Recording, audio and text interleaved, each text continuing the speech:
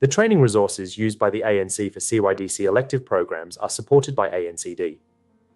This document outlines the management of these assets, including the actions required when equipment becomes unserviceable.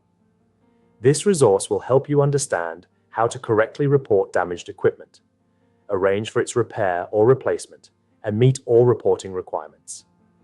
To ensure compliance, you should review this material carefully.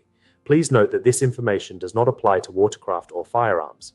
However, it does cover the CBR 500 used in the Skill at Arms elective.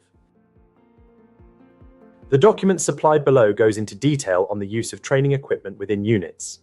This includes management, responsibilities, distribution, mustering, and sustainment. For full details on the processes, please review the material. If you do find damaged or unserviceable CYDC training equipment, email training.ancd@defence.gov.au with the details of the equipment and damage. The ANCD training team will take this for action and may ask for an IR if deemed necessary.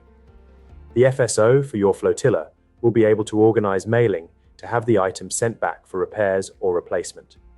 Broken items are to be sent to the cadet training manager who is listed in the document. To reduce the burden on staff, all tasks associated with training in a unit have been made available through the ANC Learning app.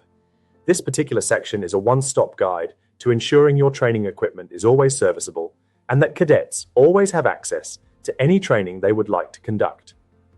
So follow these processes and enjoy running the CYDC.